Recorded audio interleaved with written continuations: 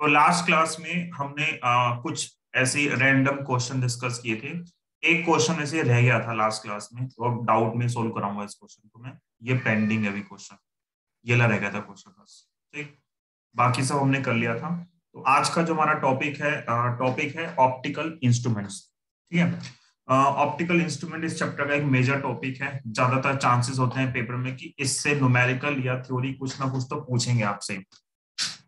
Optical instruments के अंदर हमारे पास दो डिवाइसेस आते हैं। पहला डिवाइस है सिंपल माइक्रोस्कोप। ठीक है, मतलब माइक्रोस्कोप की जगह हम पूरा लिख देते हैं, सिंपल की जगह पहले लिख दो माइक्रोस्कोप। नेटवर्क के चक्कर में डिस्ट्रैक्शन हो गई। और दूसरा जो डिवाइस है वो है टेलीस्कोप। फिर इनके भी फर्दर केसेस आते हैं, माइक्रोस्कोप के और टेलीस्कोप के भी। जैसे माइक्रोस्कोप के हमारे पास दो टाइप आते हैं। माइक्रोस्कोप का एक जो फर्स्ट टाइप है उसका नाम है सिंपल माइक्रोस्कोप, और सेकंड जो है हमारे पास वो है कंपाउंड माइक्रोस्कोप। एक सिंपल है और एक है कंपाउंड माइक्रोस्कोप। ठीक, जो टेलीस्कोप है, टेलीस्कोप में दो आते हैं। एक आता है रिफ्रैक्टिंग टाइप टेलीस्कोप। ठीक है, और एक आता है हमारे पास, एक है रिफ्रैक्शन और एक है रिफ्लेक्टिंग टाइप टेलीस्कोप। आज के टाइम में जितने भी यूज होते हैं वो सारे के सारे रिफ्लेक्टिंग टाइप होते हैं, पर हमारे कोर्स में जो डिटेल में है वो रिफ्रैक्टिंग टाइप है, रिफ्लेक्टिंग वाला नहीं। इसका सिर्फ एक 2 मार्क्स का क्वेश्चन आता है जो इस पेपर में भी है, जो भी बच्चे ने शेयर किया ग्रुप में। वही सेम क्वेश्चन, फिक्स क्वेश्चन आता है कि डायग्राम बनाओ और एक्सप्लेन करो कि why reflecting type telescope is better than refracting type telescope. इस रिफ्रैक्टिंग के भी दो केस आते हैं, वो हम जब बताएंगे तब डिस्कस करेंगे। ठीक है, तो आज मैं पहला, मतलब आज मुझे माइक्रोस्कोप पूरा कंप्लीट करना है, थ्योरी।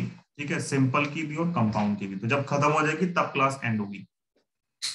और जो पहले भागेंगे नेक्स्ट क्लास से पहले रिकॉर्डिंग पूरी देख के आना, क्योंकि हम नेक्स्ट क्लास में इस टॉपिक के न्यूमेरिकल करेंगे। तो न्यूमेरिकल में फिर आपको प्रॉब्लम आएगी अगर आप अभी जाते हो बीच में, क्योंकि जाओगे कुछ तो है ना, कौन रोक सकता तुम्हें। तो पहला टॉपिक हमारे पास है यहाँ पे पढ़ने के लिए, वो है सिंपल माइक्रोस्कोप।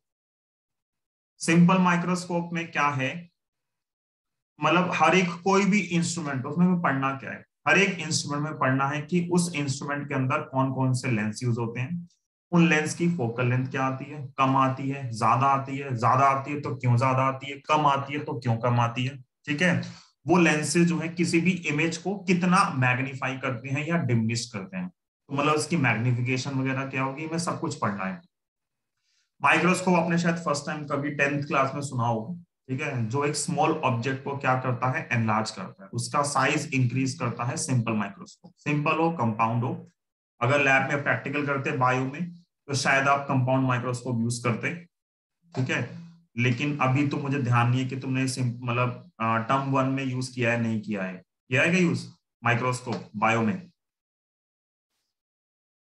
किया है। अच्छा, तो जो किया है हमें बस वही पढ़ना है। सिंपल माइक्रोस्कोप में हम क्या लिखते हैं कि सिंपल माइक्रोस्कोप में लिखते हैं कि it consist of a convex lens. तो सिंपल माइक्रोस्कोप है convex lens of small focal length. इसकी जो फोकल लेंथ होती है वो क्या होती है, स्मॉल होती है। क्वेश्चन ये आता है कि क्यों स्मॉल होती है, तो जब डेरिवेशन कर लेंगे तब आंसर करेंगे कि स्मॉल क्यों होती है। तो सिंपल माइक्रोस्कोप जो है वो, उसमें क्या है, एक सिंगल लेंस है और उसकी फोकल लेंथ जो है वो स्मॉल है।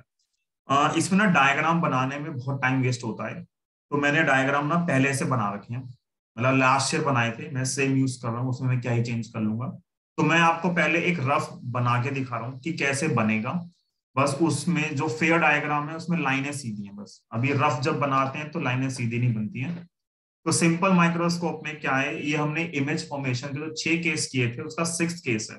जब हम ऑब्जेक्ट को बिटवीन पोल एंड फोकस रखते हैं तो कन्वेक्स लेंस क्या करता है, उसकी एक एनलार्ज इमेज शो करता है। तो यही सिंपल माइक्रोस्कोप का केस है। मैंने तब भी कहा था कि हम आगे यूज करेंगे, मतलब एक लेंस है, अभी लेंस की दशा में मत जाओ कि कैसा लेंस बना है पैसा। आगे अरियंत अभी मैं बता दूंगा स्मॉल फोकल लेंथ क्यों लिखा है, ठीक है, यही मैं प्रूफ करना है अभी, ठीक है ना। ऑफ स्मॉल फोकल लेंथ है बेटा, तुझे दिख नहीं रहा क्या ये फोकल, यहाँ पे लिखा है स्मॉल फोकल लेंथ, ठीक है, हाँ, वो फ्लो फ्लो में जो है मिट गया था। तो एक कन्वेक्स लेंस है, कन्वेक्स लेंस के बहुत पास है, अभी ये डायग्राम मत बनाना, ठीक है, क्योंकि मैं भी इसको फेयर करूंगा। एक कन्वेक्स लेंस के पास एक ऑब्जेक्ट है, इस ऑब्जेक्ट से दो रे निकलेंगी, एक रे जाएगी सीधी, ठीक है, और एक रे कहां से पास होगी, एक रे पास होगी सेंटर से, ठीक। तो ये जो है, ये मैं बिना इरेजर यूज की डायग्राम बनाने की कोशिश कर रहा हूँ, जो बहुत गंदा बन रहा है वैसे तो, ठीक। और एक रे जो पैरेलल गई है वो कहां से पास होगी, वो पास होगी फोकस से, और जो फोकस से पास होगी वो कहीं पीछे जाके इधर कहीं आके मिल रही है, तो जहां भी मिलेगी उस पॉइंट पे हमारे पास ऑब्जेक्ट की एक सीधी इमेज बन रही है, ठीक है। तो एक ऑब्जेक्ट है ए बी, और इस ए बी ऑब्जेक्ट की हमने इमेज क्या बनाई, ए डैश एंड बी डैश इसकी इमेज बनाई, क्योंकि इमेज सेम साइड बन रही है।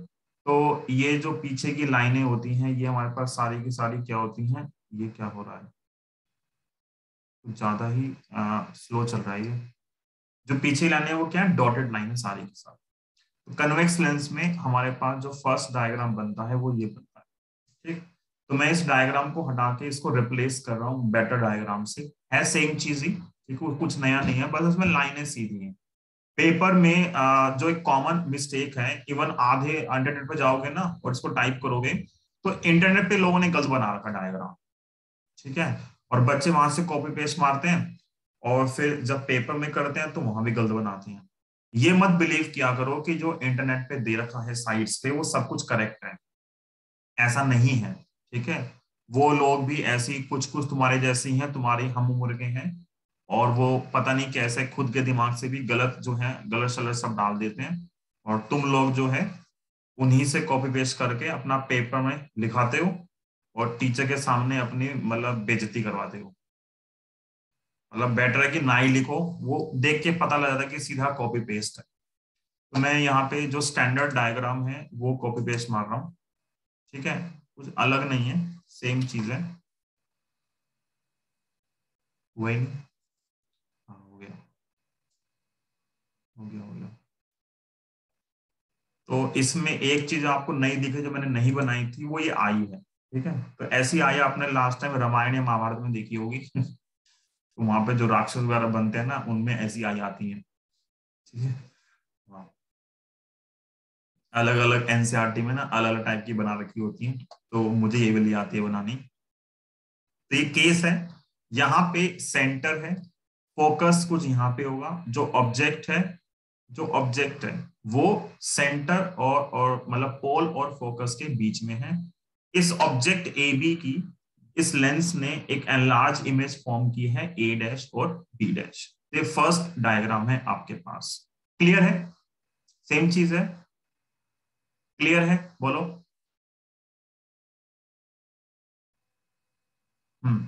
ओके, क्योंकि ये डायग्राम मैंने आपको लास्ट टू लास्ट का मैं सिखाया था कि कैसे केस हमें बनाने।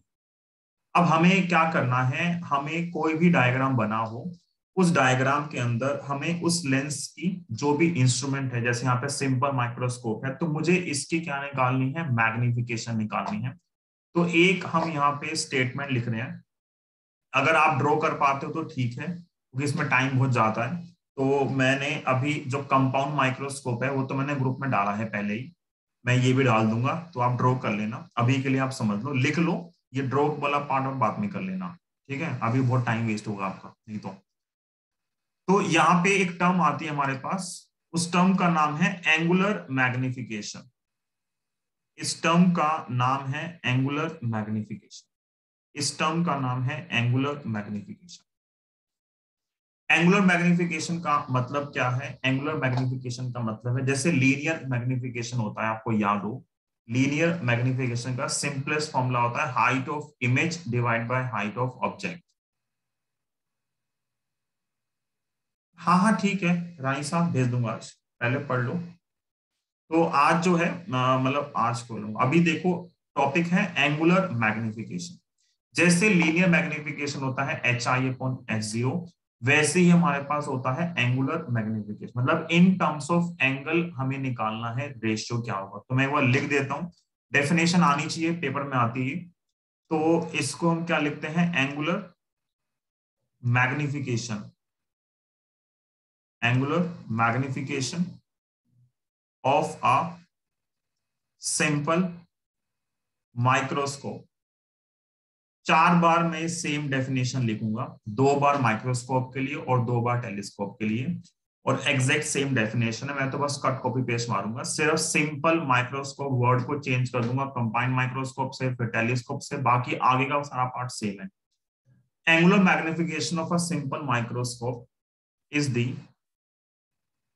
रेशियो ऑफ एंगल सबटेंडेड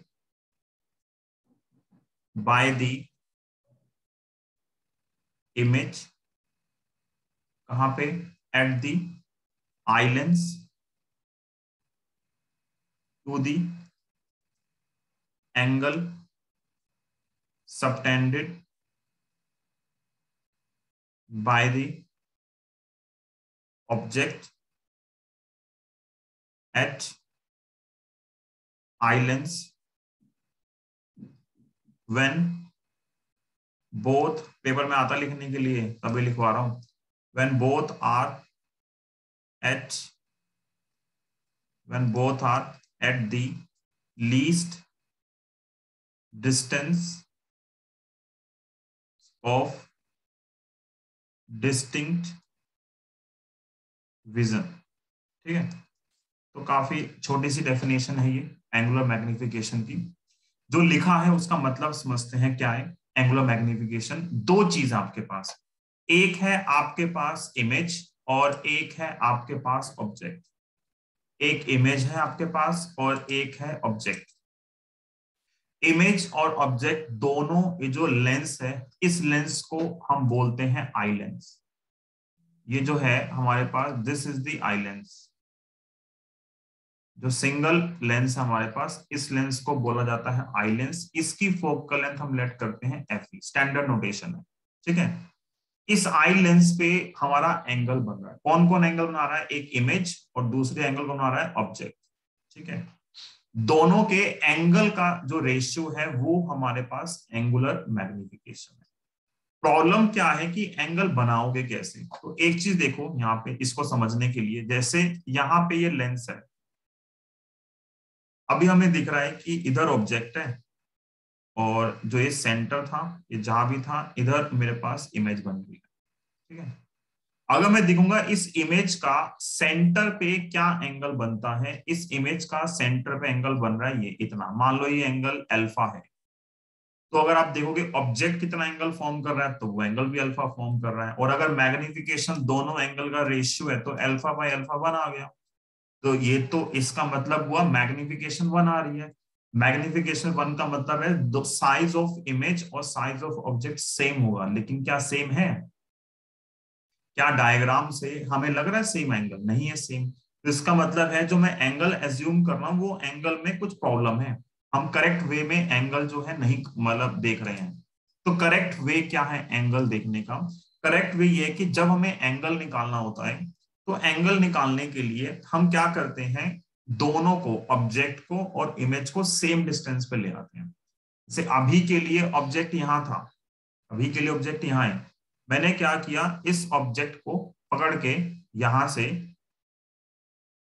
ये जो ऑब्जेक्ट है, इस ऑब्जेक्ट को पकड़ के मैं यहां से इधर ले गया, कहां पे, जहां पे इमेज ही है, यहीं पे ले गया। और मैं अब चेक कर रहा हूं कि अब दोनों कितना एंगल बना रहे हैं, कौन कौन, ऑब्जेक्ट और इमेज। एंगल निकालने के लिए हमें दोनों की डिस्टेंस को सेम रखना पड़ता है, किसकी, इमेज की और ऑब्जेक्ट की। अब देखो, जो ऑब्जेक्ट का एंगल आएगा वो ये है इतना सा, जो इमेज का एंगल आएगा वो ये है इतना। दिख रहा है साफ साफ, इमेज का एंगल ज्यादा है, ऑब्जेक्ट का एंगल कम है, और इस एंगल का जो रेशियो है वो हमारे पास क्या है, एंगुलर मैग्निफिकेशन। फिर नेक्स्ट क्वेश्चन आता है कि चलो डिस्टेंस तो सेम रखनी है, पर डिस्टेंस कितनी सेम रखें, कहां पे लेके जाएं दोनों को एंगल मेजर करने के लिए। तो वो डिस्टेंस जो है, उस डिस्टेंस का नाम होता है एक तो बोल देते हैं नियर पॉइंट बोल देते हैं। सर तो इमेज हमेशा आ रहा हूं, पाथ इसे पे आ रहा हूं। हम जितने भी केसेस पढ़ेंगे इनके, जितने भी हम केसेस पढ़ेंगे इंस्ट्रूमेंट्स के, सबके अंदर जो फाइनल इमेज है, जैसे इस केस में final image A dash B dash है, तो फाइनल इमेज जो होगी वो बनेगी कहां पे, जो वर्ड यहाँ पे इन्होंने लिखा है बड़ा सा, लीस्ट, जो वर्ड है यहाँ पे वो क्या लिखा हुआ है, least distance of distinct vision, दिख रहा है। ये जो वर्ड है हमारे पास यहाँ पे, ये क्या है, least distance of distinct vision. तो least distance of distinct vision का मतलब क्या होता है कि मैं अपनी नॉर्मल आई से एक ऑब्जेक्ट को कितना दूर लेके जाऊं जिससे मुझे उसकी एक क्लियर शार्प इमेज दिखे। Least distance of distinct vision का मतलब क्या है कि जैसे मैं ऐसे हो गया, अगर मैं पेन को बहुत पास रखूंगा, बिल्कुल आईज के पास रखूंगा, तो मुझे इसकी क्लियर इमेज नहीं दिखेगी, दो दिखती हैं बहुत पास लाने पे। और दूर लेके जाओगे तो मिनिमम कितने डिस्टेंस दूर लेके जाएं जहां से हमें उसकी क्लियर शार्प इमेज दिखे, वो जो डिस्टेंस होती है उस डिस्टेंस का नाम होता है least distance of distinct vision. Generally ये जो डिस्टेंस होती है, ये डिस्टेंस को हम डिनोट करते हैं डी से, और डिस्टेंस की वैल्यू कितनी आती है, 25 सेंटीमीटर।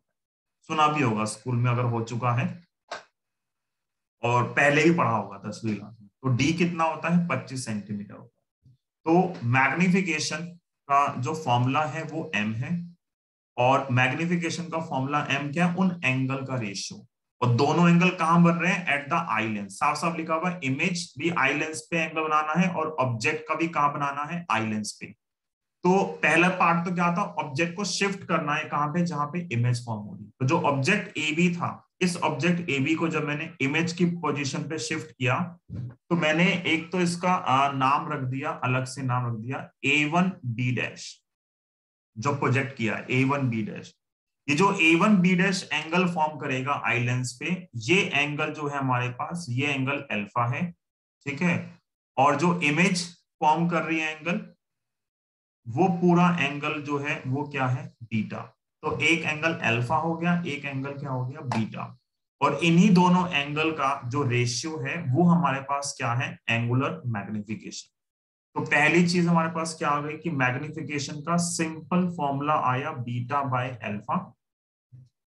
मैग्निफिकेशन का सिंपल फॉर्मूला आया beta by alpha. Small angle के लिए इस बीटा को मैं लिख सकता हूं 10 बीटा, और इसको लिखा मैंने क्या, 10 अल्फा। स्मॉल एंगल के लिए ये वैल्यू क्या हो गई, 10 बीटा और 10 अल्फा, ठीक है। स्मॉल एंगल के लिए इन वैल्यू को हमने क्या मान लिया, 10 बीटा और 10 अल्फा, है ना। बात करते हैं, चलो और सुनाओ क्या हाल चाल है। पेन तो चल नहीं रहा, चल गया, छोड़ो पढ़ते ही हैं। तो एम आ गया beta by alpha, 10 beta by 10 alpha. मुझे 10 बीटा और 10 अल्फा की वैल्यू निकालनी है, तो मैंने 10 बीटा के लिए एक ट्राइंगल चूज किया और 10 अल्फा के लिए भी एक ट्राइंगल चूज किया।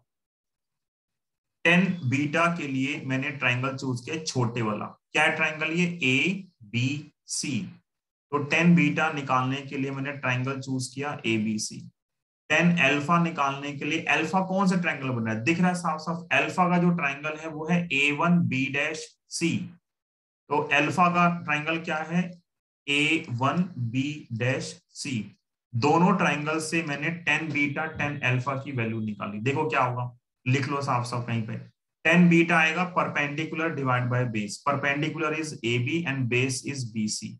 तो क्या आया ऊपर, ऊपर आएगा A B divide by B C divide by 10 alpha, ये एंगल अल्फा है, और ये अल्फा इस ट्राइंगल में ए वन बी डैश और सी, इस ट्राइंगल के अंदर है ये। इस ट्राइंगल में 10 अल्फा क्या होगा, perpendicular A one B dash, perpendicular A one B dash, और नीचे क्या आएगा, नीचे क्या आएगा, नीचे आएगा बी डैश सी। ठीक है, यहां तक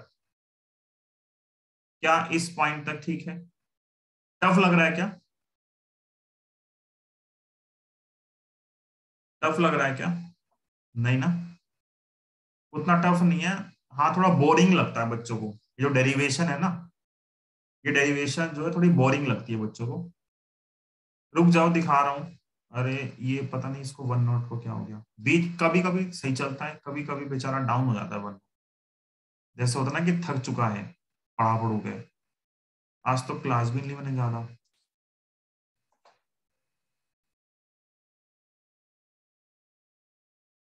हमें ना डिस्टेंस में कैलकुलेट करना, अगर बड़ा ट्राइंगल लोगे तो उसमें ये बड़ी डिस्टेंस आएगी, वो सेम हो जाएगा तो उस फर्क नहीं पड़ेगा।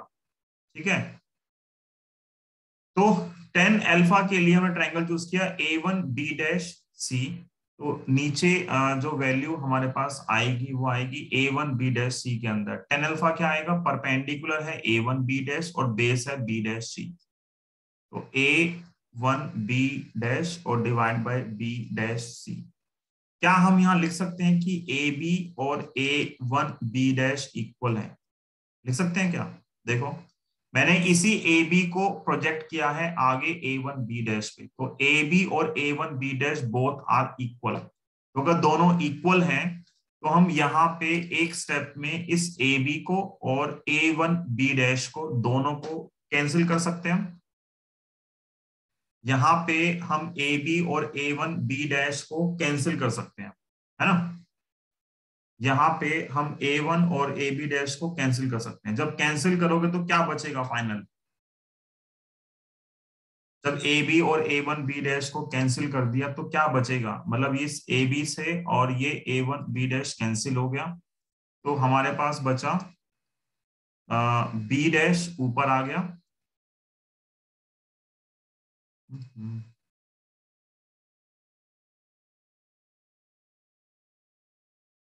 ठीक है ना, ये बचेगा B', C upon BC।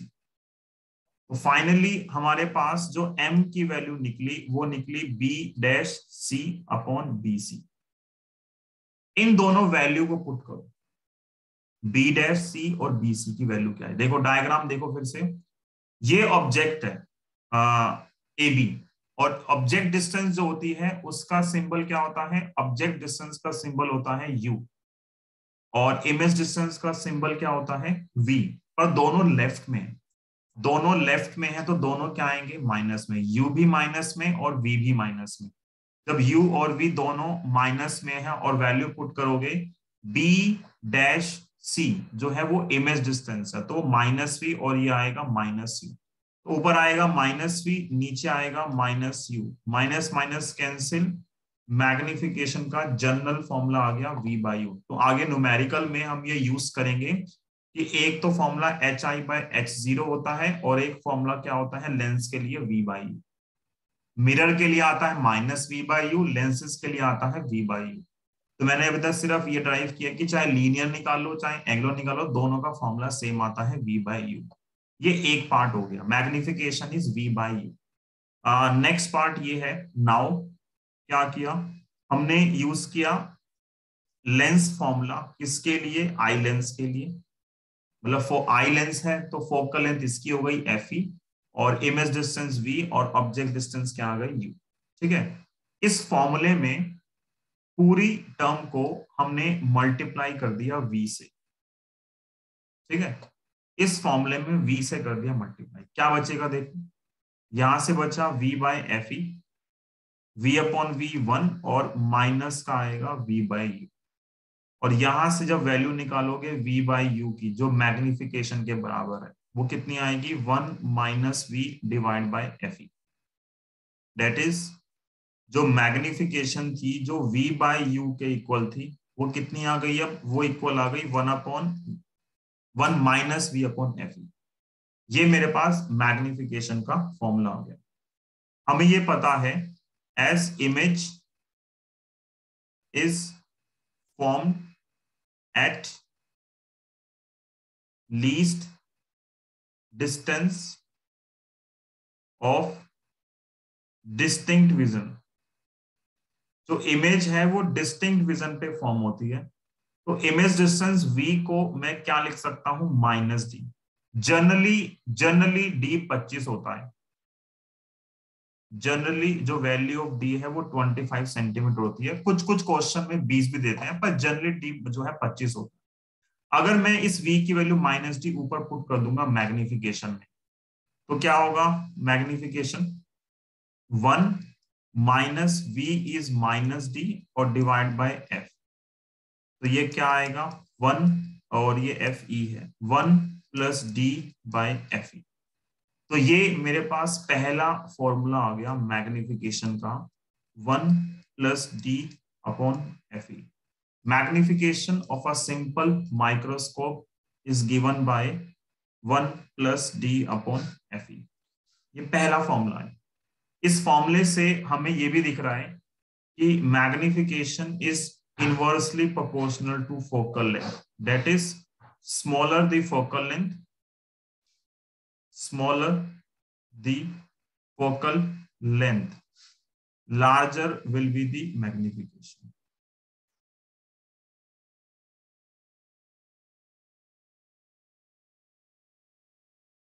Sneha एक मिनट दो। ये जो v माइनस डी पुट किया है, ये जो इमेज डिस्टेंस है v, ये हमेशा d के बराबर होगी, कोई भी केस हो। लेफ्ट डिस्टिंक्ट विजन माइनस में, हाँ लेफ्ट में ना, डिस्टेंस डिस्टेंस लेफ्ट में है इसलिए माइनस में आया हूं।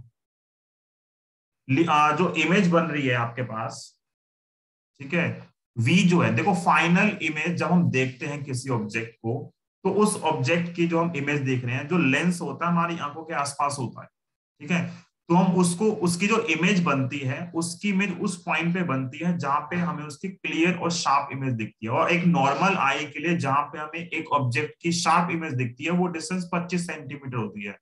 तो हम जो भी केस पढ़ेंगे, हर केस में हम ये मान के चलेंगे या लेकर चलेंगे, जो फाइनल इमेज फॉर्म होती है वो हमारी आई से 25 सेंटीमीटर पे बन रही है, ठीक है। तो इसलिए हर एक केस के अंदर जो v आएगा उसको d लेना ही है, कोई भी केस हो, मतलब except the case when we are assuming that final image is formed at infinity. तो मतलब दो केस होते हैं, एक केस होता है कि इमेज बनेगी डी पर, और एक केस होता है image will be formed at infinity. दो ही केस है, थर्ड केस है ही नहीं, ठीक है। तो हमेशा v जो आएगा वो क्या आएगा, लेफ्ट में बन रहा है तो -d चूज करोगे। अब इसमें एक चीज हम और लिख सकते हैं इस फॉर्मूले में, इस फॉर्मूले के अंदर, this formula is including sign convention. ये जो फॉर्मूला है, ये फॉर्मूला जो हमारे पास है, ये फॉर्मूला इंक्लूडिंग साइन कन्वेंशन है। मतलब अब जब मैं न्यूमेरिकल सोल्व करूंगा और न्यूमेरिकल में मुझे डी पुट करना होगा, अब चाहे वो लेफ्ट में आए कहीं आए, मैंने ऑलरेडी लेफ्ट के लिए माइनस साइन पुट कर दिया, तो मुझे दोबारा -25 पुट नहीं करना। इस फॉर्मूले के अंदर जो साइन कन्वेंशन थी वो हम इंक्लूड कर चुके हैं ऑलरेडी। तो ये जो फॉर्मूला है, this formula is including sign convention. जब मैं ये फॉर्मूला यूज करूंगा न्यूमेरिकल के अंदर, तो मैं सिर्फ डी की वैल्यू पुट करूंगा 25, -25 पुट नहीं करूंगा, वो तो मैंने यहाँ पुट कर दिया ऑलरेडी। तो जो भी फॉर्मूले हम यूज करते हैं मैग्निफिकेशन के, तो उनमें वो सारे साइन कन्वेंशन के साथ होते हैं, ठीक है। ये पहला टॉपिक है, ये हमारे पास फर्स्ट टॉपिक है सिंपल माइक्रोस्कोप का, और ये नहीं आता पेपर में, ठीक है। कोर्स का पार्ट है, लेकिन आज तक 10 सालों में तो कभी पूछा नहीं है। रीजन ये है, जो इससे अगले वाला सर जो डी है और जो वी है उसमें डिफरेंस क्या होता है? कुछ डिफरेंस नहीं है। जो v है वो जनरल हम मान के चल रहे थे, v जनरल हमने सोल्व किया है, लेकिन सारे केसेस में इमेज d पर बनेगी तो उसको d में ही निकाला। अगर मैं यहाँ पे d लिख देता शुरू से तो भी सेम आंसर आता, ठीक है। सर तो फिर डी और वो नेगेटिव में क्यों जा रहा है? तो वो तो उसके इक्वल हो जाना चाहिए ना 25 सेंटीमीटर पर। जब हम न्यूमेरिकल सोल्व करते हैं तो न्यूमेरिकल में साइन कन्वेंशन में इंक्लूड करनी पड़ती है, ठीक है। Okay sir. इसमें लिया, ठीक है। और ये लेफ्ट में है ना, इसलिए माइनस का है ना। जो लेफ्ट में आएगा वो माइनस आएगा, जो राइट में आएगा वो प्लस आएगा। ये साइन कन्वेंशन तो पूरे ऑप्टिक्स में चलेगी, ठीक है साक्षी। ये सेम साइन कन्वेंशन जो है पूरे ऑप्टिक्स में चलेगी। अभी भी कोई डाउट है क्या? आगे बढ़े, आगे बढ़े या डाउट है? बोलो। ओके, ये पहला केस है। इस पहले केस में हमारे काम का क्या है, ये डायग्राम हमें पता होना चाहिए कैसे बना है, पहली चीज, ठीक है। सेकंड, एंगुलर मैग्निफिकेशन की डेफिनेशन क्या होती है, चारों में सेम है तो हमें बस यही कॉपी पेस्ट करनी है। इतना पार्ट जो है वो सेम चलता है तो इसलिए हम कॉपी पेस्ट मार देते हैं। इसके बाद जो मैं अब नेक्स्ट केस कराऊंगा, उस नेक्स्ट केस में हमें ये फॉर्मूला यूज करना है एम का, 1 + d/f। इस फॉर्मूले का काम है हमारा।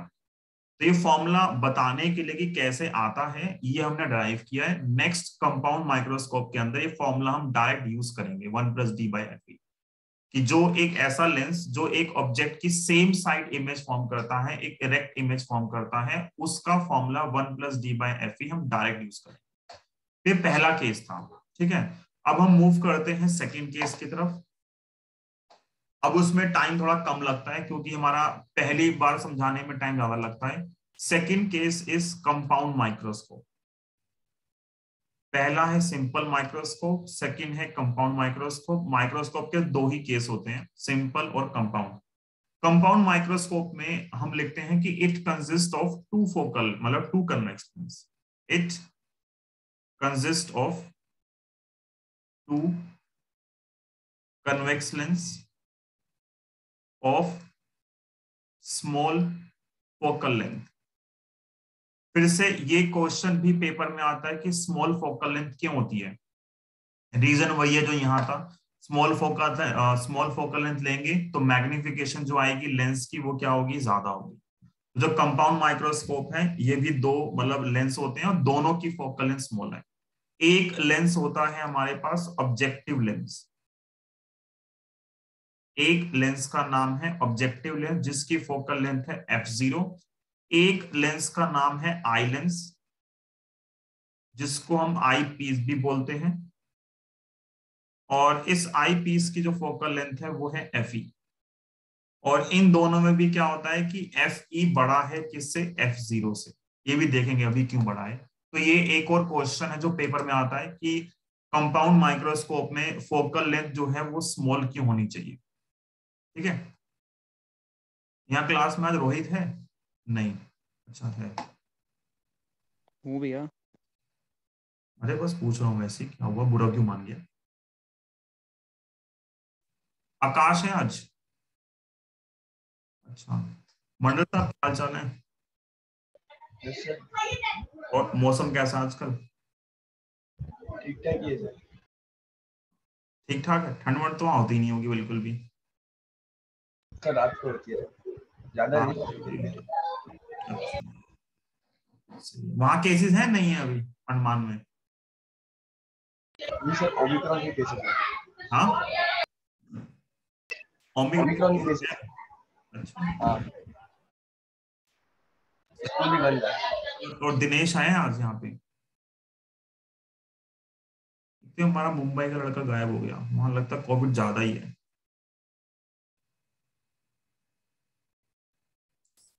हम्म। तो कंपाउंड माइक्रोस्कोप में दो लेंस हैं, एक ऑब्जेक्टिव और एक आई लेंस। ऑब्जेक्टिव लेंस में क्या है, फिर से इसका डायग्राम मैं आपको रफ में बता रहा हूँ कैसा बनेगा, और फेयर जो है मैंने वो ऑलरेडी बना रखा है, ठीक है, मैं कॉपी पेस्ट मार दूंगा। तो कंपाउंड माइक्रोस्कोप में क्या है, पहले एक छोटा लेंस है, पहले हमारे पास एक छोटा लेंस है। इस छोटे लेंस से यहाँ पे एक ऑब्जेक्ट है, ठीक है, दूर, थोड़ा सा दूर। यहां से जब एक ऑब्जेक्ट की इमेज फॉर्म करते हो क्या होता है, एक रे जाती है पैरेलल और एक पास होती है कहां से, सेंटर से, ठीक है। और दूसरी को मुझे इससे मिलाना है, तो पता है लाना ही है, तो टेढ़ी मेढ़ी जैसी लाइन बनेगी, बनी जाएगी। तो ये जो है पहले इसकी इमेज बनी, मतलब पहले लेंस ने इमेज को थोड़ा सा मैग्नीफाई कर दिया। फर्स्ट लेंस ने इमेज को थोड़ा सा मैग्नीफाई कर दिया, ठीक। फिर हमारे पास यहाँ पे एक और लेंस है, हाँ ऑब्जेक्ट उधर ही है। एक लेंस और है, इस लेंस की जो फोकल लेंथ है इस वाले लेंस से बड़ी है, क्योंकि पहले लेंस ऑब्जेक्ट बहुत छोटा था, उस ऑब्जेक्ट को थोड़ा सा मैग्नीफाई किया पहले लेंस ने। जो लेंस ऑब्जेक्ट के पास होता है उसको बोलते हैं ऑब्जेक्टिव लेंस। जो लेंस आई के पास बनेगा जहां से हम देखेंगे वो क्या हो गया, आई पीस और आई लेंस। तो यहां से भी क्या होगा, दो इमेज बनेगी, एक रे जाएगी सीधी और एक कहां से पास होगी, सेंटर से। ठीक है, जो सेंटर से पास होगी और एक ये जो जा रही है पैरेलल, ये पास होगी फोकस से। ये आगे कहीं मिलेंगी नहीं, तो इनको हमने पीछे प्रोजेक्ट कर दिया। तो जहां भी प्रोजेक्ट किया है ये इसकी फाइनल इमेज बन रही है हमारे पास इधर। जो लेंस का साइज होता है वो ऑब्जेक्ट के साइज के अकॉर्डिंग चूज करते हैं। पहले ऑब्जेक्ट छोटा था तो लेंस छोटा था, पहले लेंस ने इमेज को मैग्नीफाई कर दिया, जब इमेज बढ़ गई तो फिर मैं लेंस का साइज जो है थोड़ा सा बढ़ गया उसका। ठीक है, ऐसे ध्यान रखते हैं। तो ये हमारे पास डायग्राम है सेकंड केस का। ठीक है, मतलब पहला लेंस इन्वर्टेड इमेज फॉर्म कर रहा है, सेकंड लेंस ने अगर आप देखोगे जो सेकंड लेंस ने काम किया है, सेकंड लेंस ने एक ऑब्जेक्ट की इमेज फॉर्म करी है। तो पहला क्या लिखा हुआ है, पहला लेंस कौन सा यूज होगा, नहीं नहीं, ये भी कन्वेक्स है, ये भी कन्वेक्स है, इसका नाम ऑब्जेक्टिव लेंस है, इसका नाम आई लेंस है, बस ये है। ठीक है रुचिका, हाँ। तो अब ये जो हमारे पास है, दूसरा एक तरीके से देखोगे, पहला रियल इमेज फॉर्म कर रहा है, दूसरा वर्चुअल इमेज फॉर्म कर रहा है। वर्चुअल क्यों कर रहा है, जिधर ऑब्जेक्ट है सेम साइड इमेज बन रही है, जिस साइड ऑब्जेक्ट है सेम साइड इमेज फॉर्म कर रहा है, तो ये वर्चुअल इमेज हो गई। मतलब जो काम ये सेकंड लेंस कर रहा है, आई लेंस कर रहा है, ये वही काम कर रहा है जो ऊपर सिंपल माइक्रोस्कोप कर रहा था। अगर आपने डायग्राम बनाया है या नहीं बनाया, इस ऑब्जेक्ट को उल्टा करके सोचो, इस ऑब्जेक्ट को मतलब इस इमेज को उल्टा कर दोगे, ऑब्जेक्ट को और इमेज को, आपको ये सेम डायग्राम मिलेगा जो यहां मैंने अभी बनाया है। जो यहाँ डायग्राम बना हुआ है आपको एग्जैक्ट सेम डायग्राम मिलेगा, ये सेम चीज है। मतलब अगर मैं ऑब्जेक्ट को इसको ऊपर मानूंगा, इसको ऊपर मानूंगा, तो सेम लेंस वाला काम कर रहा है। तो जो वो जो रिजल्ट था मैग्निफिकेशन का सिंपल माइक्रोस्कोप का, वो हम यहाँ पे इस लेंस के लिए यूज कर लेंगे, आई लेंस के लिए, क्योंकि वही काम कर रहा है। और आई मतलब इस आई लेंस के लिए मैग्निफिकेशन का फॉर्मूला क्या आएगा, 1+d/f, डायरेक्टली कहां से, सिंपल माइक्रोस्कोप से। इसकी निकालनी पड़ेगी, मैग्निफिकेशन देखते हैं कैसे निकालेंगे।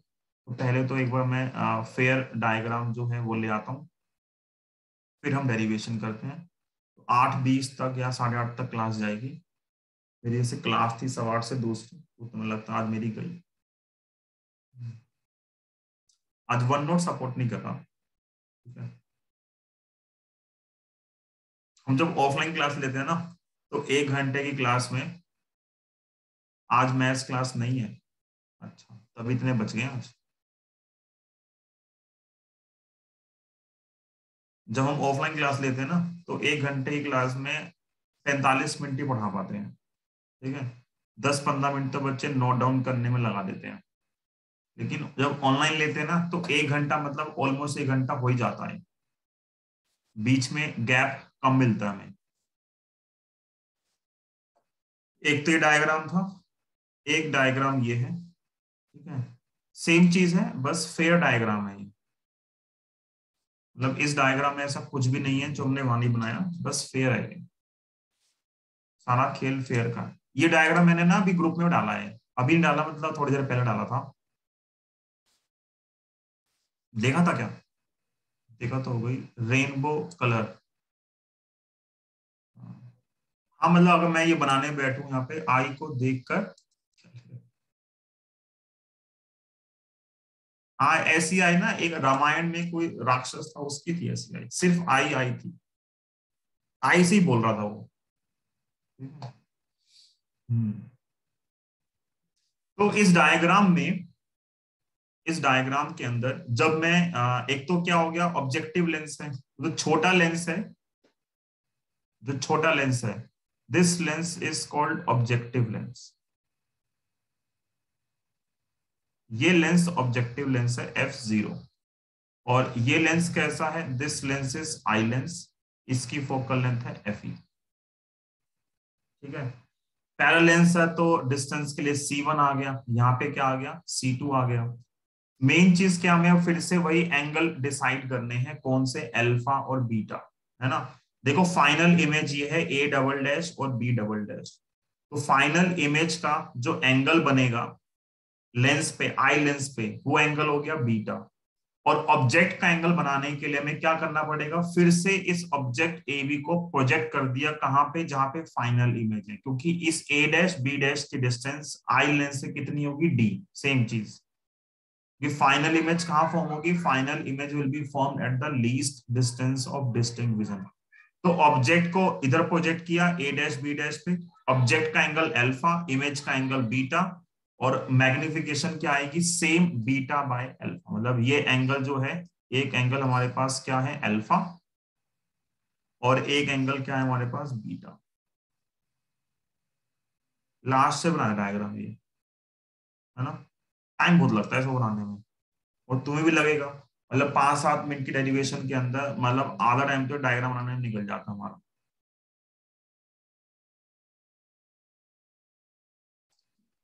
मन तो कर रहा है क्लास कैंसिल कर दूं, बड़ा गुस्सा सा आ रहा है वन नोट पे। जैसे होते हैं ना पेंटियम 4, P4 आते थे कंप्यूटर, और P3 आते थे कि ए लिखो, फिर घूम के आओ, चाय वाय पी के आ जाओ, उतना फिर ए आ जाता था स्क्रीन के ऊपर। ठीक है, स्मार्ट बोर्ड लगवा लूं, रितेश दास बोल रहा है। रितेश बोल रहा है स्मार्ट बोर्ड, स्मार्ट बोर्ड का सोचा है, लेकिन जितना खर्चा हो रहा है उसके हिसाब से अगले साल ही लगेगा। खर्चा बहुत हो रहा है यार, स्मार्ट बोर्ड बहुत महंगा पड़ता है, मतलब 3-4 लाख का खर्चा पड़ जाएगा। तो मैं सोच रहा हूँ अगले साल ही जो नेक्स्ट सेशन होगा वो स्मार्ट बोर्ड पे लिया जाएगा। हाँ, 1.5-2 लाख का तो स्मार्ट बोर्ड ही आता है, फिर 1 लाख का पीसी लो, है ना। तो फिर हाँ, मतलब फिर सेटअप वेटअप कराओ तो टाइम लग जाता है उसमें। कैमरा तो है मेरे पास, DSLR तो है, मतलब अगर वो कैमरा भी लेता तो फिर मान लो 1 लाख रुपए और मतलब 1 लाख ना तो 50 तो और, फिर इतना क्या लगाना अभी। चल रहा है काम ठीक, वन नोट का सह लूंगा मैं थोड़ा सा। हम्म। नहीं, फिर जब एक ही बार करना तो फिर तो लॉन्ग रन में होता ना, फिर तो पूरा ही लो सबसे, बढ़िया लो हर चीज। तो अब यहाँ देखो, यहाँ देखो, देखो कहने को तो एंड्रॉइड भी हो जाएगा, पर छोड़ो ना, उस डिस्कशन में नहीं पढ़ते हैं, यहाँ ध्यान दो। ठीक है, कोई मतलब नहीं डिस्कशन जाने का। एक एंगल अल्फा है, एक एंगल बीटा है, ऑब्जेक्ट का एंगल अल्फा, इमेज का एंगल बीटा, और इन दोनों का जो रेशियो आएगा हमारे पास वो क्या है, मैग्निफिकेशन है। तो कोविड ठीक हो जाएगा तो ऑनलाइन क्लास थोड़ा बंद हो जाएंगी। ऑनलाइन क्लास तो अब स्टार्ट रहेंगी ना हमेशा ही, ऑनलाइन क्लास तो हमेशा के लिए रहेगी ना। अब कोविड का कोई रोल नहीं है। ठीक है, अगले साल से देखते हैं कुछ और, कोई बड़ा प्लेटफॉर्म मिल जाए ना, फिर करते हैं स्टार्ट।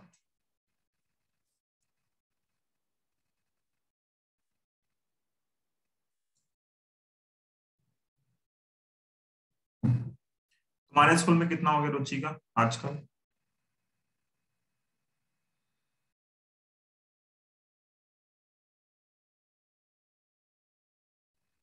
तुम्हारे स्कूल में कितना कोर्स हो गया रुचि का?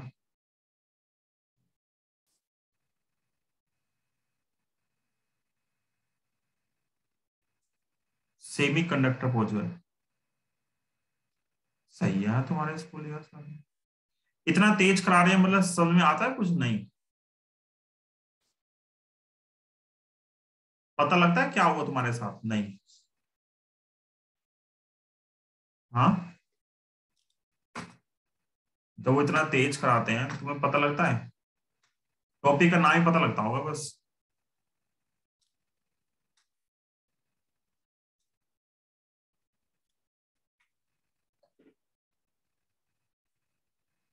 हमें तो नाम भी पता नहीं लगता। ओहो,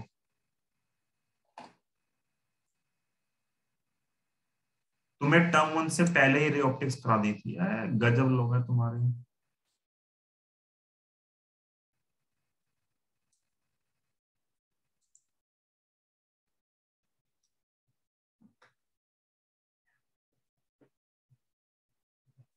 तुम्हारे में क्या किया है, 2 चैप्टर टर्म 1 में कराए थे। हमारा भी बहुत मन था स्कूल में कराने का, लेकिन हमें कराने नहीं दिए। तो हमें बहुत गुस्सा आया था कि हमें क्यों नहीं कराने दिए। हमने 3 महीने होने थे, बस रिवाइज ही कराया है। तो डेफिनेशन जो है इसकी, किसकी, कंपाउंड माइक्रोस्कोप की, एग्जैक्ट सेम है जो सिंपल माइक्रोस्कोप की है, कोई डिफरेंस नहीं है, फॉर्मूला भी सेम है। तो जहां पे एक तो सिंपल वर्ड था, वहां पे क्या आ गया, वहां पे आ गया कंपाउंड माइक्रोस्कोप। 10 बीटा के जो ट्राइंगल हैं ये चेंज होंगे, बस बाकी जो है काफी हद तक जो डेरिवेशन है वो सेम है। तो अब ये शुरू करते हैं। डेरिवेशन 10 मिनट लगेंगे मुझे, फिर मैं फ्री कर दूंगा आपको, ठीक है। तो एंगुलर मैग्निफिकेशन में m का फॉर्मूला बीटा बाय अल्फा है। यहाँ पे बीटा और अल्फा आपको एंगल दिख रहे हैं, कौन कौन से हैं। एक एंगल है अल्फा, एक एंगल है बीटा। बीटा किसका एंगल बनता है, बीटा एंगल बनता है इमेज का, और अल्फा एंगल बनता है किसका, ऑब्जेक्ट का। तो दोनों में हम बड़े ट्राइंगल चूज करेंगे, अल्फा के लिए भी और बीटा के लिए भी, और उन दो ट्राइंगल से 10 बीटा और 10 अल्फा की जो वैल्यू आएगी, उस वैल्यू को यहाँ पे पुट करके हम निकाल लेंगे रेशियो कितना आएगा। जैसे ये एंगल अल्फा है और ये एंगल जो है बीटा है।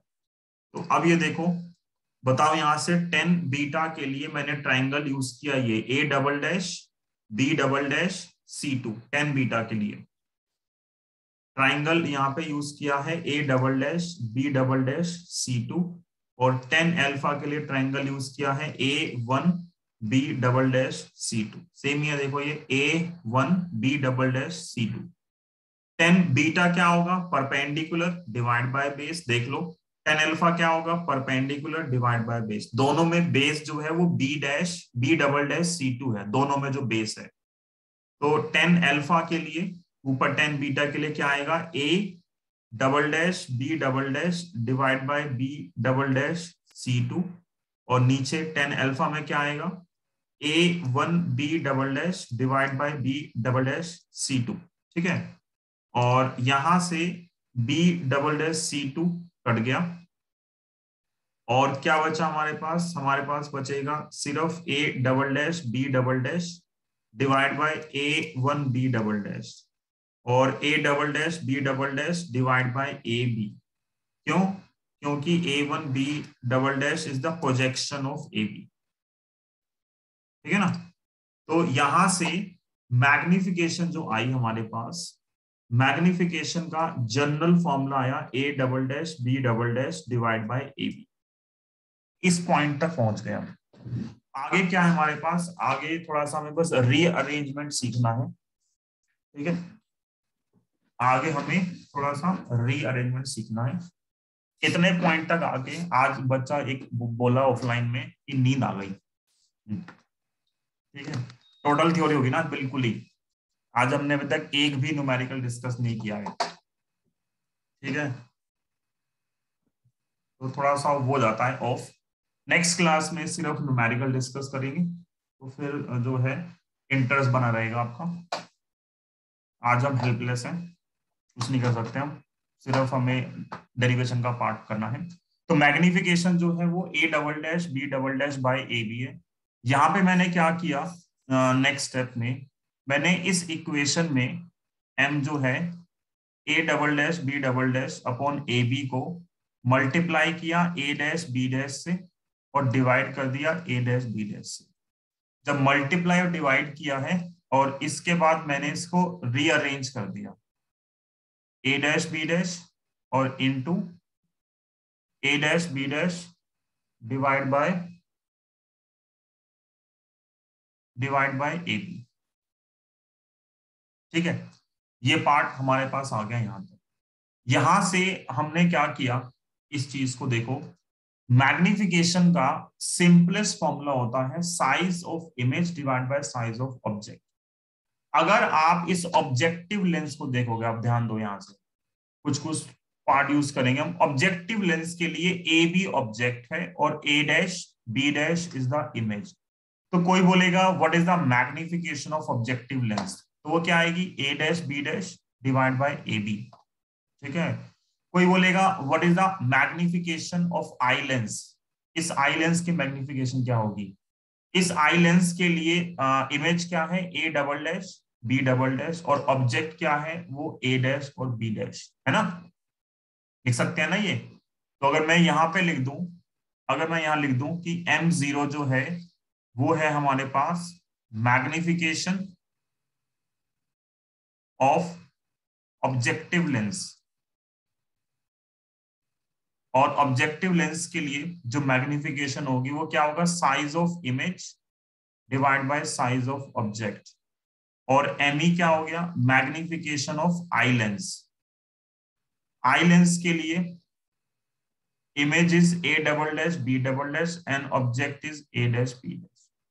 जब मैंने दोनों वैल्यू ऊपर पुट की तो मेरे पास M क्या आएगा, पहला है ME, दूसरा है M0। तो एक ये हम फॉर्मूला आगे अभी मतलब नेक्स्ट क्लास में न्यूमेरिकल में यूज करेंगे कि जो टोटल मैग्निफिकेशन है, टोटल मैग्निफिकेशन जो होती है इन अ कंपाउंड इंस्ट्रूमेंट, चाहे वो हमारे पास माइक्रोस्कोप हो, ये दोनों ही सेम चलती हैं पार्ट, चाहे लीनियर हो या एंगुलर हो, दोनों का सेम आता है। ठीक है, दोनों का सेम ही आता है, तो दोनों में हम यही फॉर्मूला यूज करेंगे कि M की वैल्यू कितनी आ रही है, ME इंटू M0। ये हम वहां भी डिस्कस करेंगे अभी कंपटीशन वाले पार्ट में। ठीक है, आज की क्लास तो हमारी वो लगता है पोस्टपोन हो जाएगी। अब ME और M0 आ गया हमारे पास फॉर्मूला। ये मुझे बॉक्स में करना है, बॉक्स नहीं मिल रहा मुझे, बताओ। आज तो मैं ऐसी बातचीत करके निकालना पड़ेगा। तुम्हारे स्कूल ओपन हो रहे हैं वैसे, क्या सीन है, कुछ कह रहे हैं पेपर वेपर का तुम्हारा। अच्छा, तुम्हारे पेपर ऑनलाइन हुए थे ऑफलाइन हुए थे, क्या नाम है, समीक्षा, ऑनलाइन हुए थे। ये एक ऑनलाइन लिख रहा है एक ऑफलाइन लिख रहा है। अरियंत, ऑफलाइन कैसे हो सकते हैं भाई। सर मेरा मतलब ऑनलाइन और ऑफलाइन गलती से लग गया। अच्छा, हाँ तो ऑनलाइन हुए तो फिर क्या टेंशन होगी।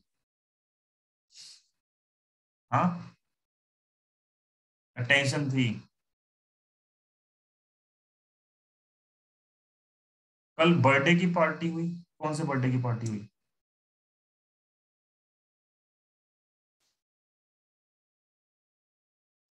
तो M का जो वो था ME into M0, magnification of eye lens into magnification of objective lens.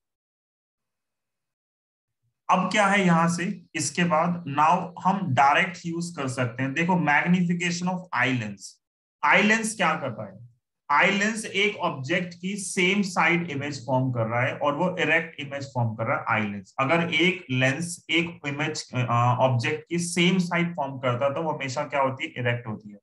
तो आई लेंस काम कर रहा है सिंपल माइक्रोस्कोप की तरह। तो ME का डायरेक्ट फॉर्मूला मैं लिख सकता हूं 1 + D/FE। क्यों लिख सकता हूं, ME जो है इट्स, यहां पे हम लिख लेते हैं eye lens act as a simple microscope. ठीक है, क्यों, क्योंकि ये एक ऑब्जेक्ट की सिंपल इमेज फॉर्म कर रहा है, तो ये सिंपल माइक्रोस्कोप की तरह काम कर रहा है, इसलिए हम ME में डायरेक्ट फॉर्मूला यूज कर सकते हैं 1 + D/FE, 1 + D/FE। ठीक, एंड M0 क्या होगा, मैग्निफिकेशन ऑफ ऑब्जेक्टिव लेंस क्या होगा, मैग्निफिकेशन ऑफ ऑब्जेक्टिव लेंस का फॉर्मूला था एंड वो था A dash B dash divide bye AB। इसके लिए देखो क्या होगा, दो ट्राइंगल यूज किए, एक ट्राइंगल ABC1, एक ट्राइंगल यूज किया मैंने ABC1, और एक ट्राइंगल यूज किया, एक ट्राइंगल है ये ABC1 और एक ट्राइंगल है A dash B dash C1, A dash B dash C1, दोनों में ये इतना एंगल और ये एंगल सेम है, ये एंगल 90, ये एंगल 90, दो एंगल सेम है तो थर्ड भी सेम आएगा। तो triangle ABC1 is similar to triangle A-B-C1, triangle A-B-C1, ठीक है। दोनों ट्राइंगल जो है सिमिलर। एक मुझे मैसेज करने दो कि क्लास कैंसिल, बेचारे कहाँ गया बैच।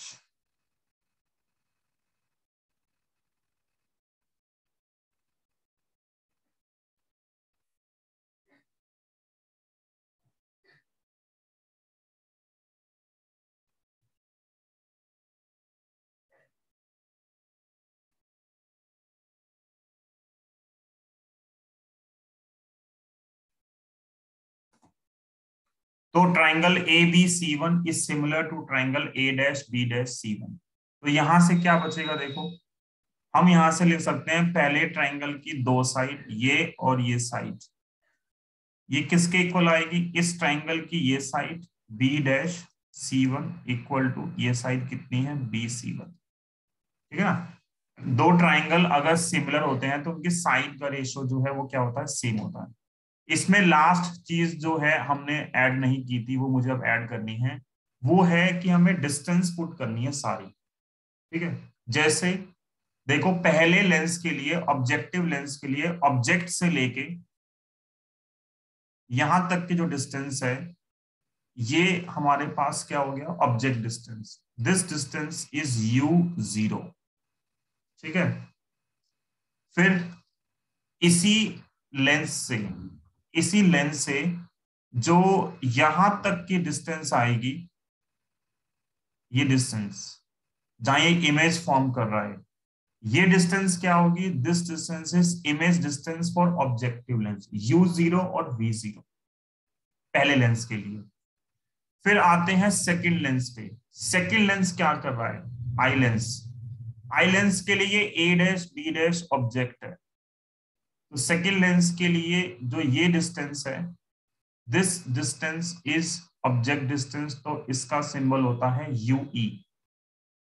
यही सेकंड लेंस क्या कर रहा है, इस ऑब्जेक्ट की इमेज फॉर्म कर रहा है नीचे, तो यहां से स्टार्ट करके यहां तक जो डिस्टेंस आएगी हमारे पास, ये डिस्टेंस क्या हो गई, ये डिस्टेंस आ गई VE। तो चार डिस्टेंस होगी, दो UV ऑब्जेक्ट के लिए, दो UV इमेज के, मतलब आई लेंस के लिए, ठीक है। ये लास्ट अभी एक डिस्टेंस और लिखनी है, फिर खत्म होगा। 1 घंटे क्लास लगती है, अभी 8 मिनट बचे हैं हमारे पास। वैसे तो पहले ही कर लेंगे हम। तो M0 आया, A-B-। अब ये देखो डायग्राम के हिसाब से B-C1, B- ये रहा, ये ये पॉइंट है B-, ये पॉइंट B-C1, B-C1 ही है। तो B- से C1 तक जो डिस्टेंस है, वो डिस्टेंस कितनी है, V0। बट ये लेंस के राइट में है, तो अगर लेंस के राइट में तो क्या आएगा, प्लस में आएगा।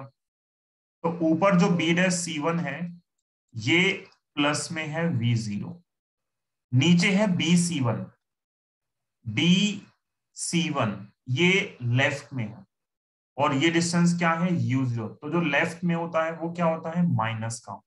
तो नीचे जो डिस्टेंस है वो कितनी आ गई, -U0। तो मैंने देखो ME की वैल्यू निकाली, MO की वैल्यू निकाली, दोनों वैल्यू मैंने निकाली, और दोनों वैल्यू को हम ऊपर जो हमारे पास टोटल मैग्निफिकेशन का फॉर्मूला है वहां पे पुट कर देंगे और सोल्व कर देंगे, ठीक है। तो क्या बचा हमारे पास, ये हट गया हमारे पास, इरेज कर देते हैं इसको, और ये ब्रैकेट क्लोज। ये किसके इक्वल आया, +V0 upon -U0। Last step क्या आएगा, मैग्निफिकेशन जो M0 इंटू ME थी, इस मैग्निफिकेशन के फॉर्मूले में हमने लिखा है M0 की वैल्यू कितनी है, +V0 upon -U0 into ME is 1 + D upon FE। तो ये फाइनल रिजल्ट है हमारे पास मैग्निफिकेशन का, ठीक है। यहां से हमें एक चीज दिख रही है अभी के लिए, आज के लिए जो मतलब वैसे लास्ट पार्ट है ये, मैग्निफिकेशन फिर से आई लेंस के साथ इनवर्सली प्रोपोर्शनल है।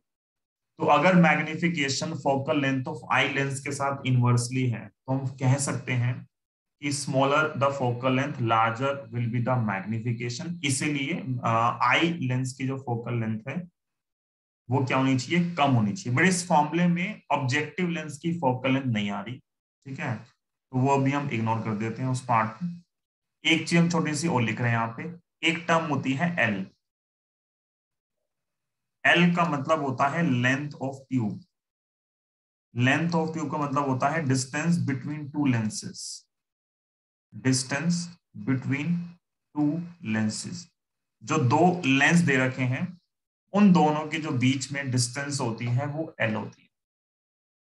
जैसे इस डायग्राम में एल क्या होगा, इस डायग्राम में एल है दोनों लेंसेस के यहां से स्टार्ट करके यहां तक जो डिस्टेंस है वो एल है, ये डिस्टेंस एल है। तो ये एल किसके इक्वल आएगा, देखो जो दो लेंसेस के बीच में डिस्टेंस है वो किसके इक्वल दिख रही है आपको,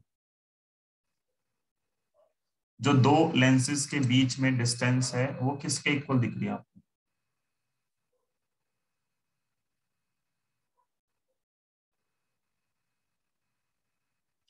UE प्लस V0।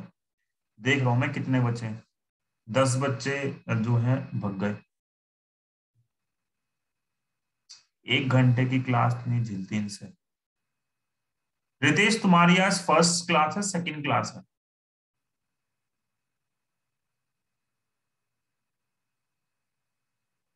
कमाल है। तू बोर नहीं हुआ?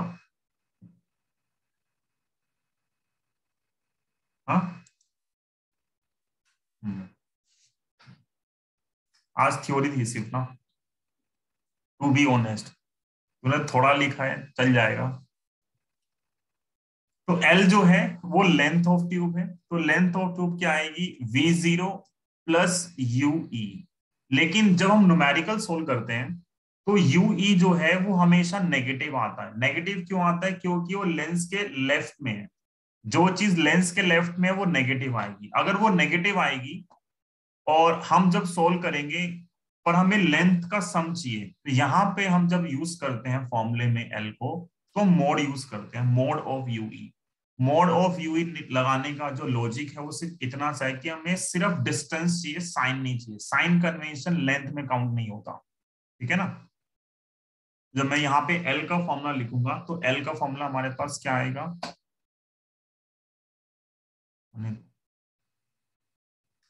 कुछ ज्यादा ही परेशान कर दिया इसने। जब ऐसा होता है ना तो लगता है कि अब मतलब जो लैपटॉप है उसको अब अपडेट करना है, ठीक है। तो आज स्विच ऑफ करके ये अपडेट होगा तब जाके ठीक होगा। ये तो यहाँ पे क्या लगाना है हमने, यहाँ पे लगाना है मोड, मोड ऑफ यूई, ठीक है। 1 नॉट बी, ठीक है। तो एक फॉर्मूला ये था हमारे पास, आज हम इतना ही करेंगे, ठीक है। ओके बाय बाय, परसों मिलते हैं। परसों हम इसके न्यूमेरिकल डिस्कस करेंगे, तो इतना नोट डाउन कर लेना। तो मैं यहाँ तक के नोट्स ग्रुप में शेयर करूंगा, ठीक है भाई। Okay bye bye.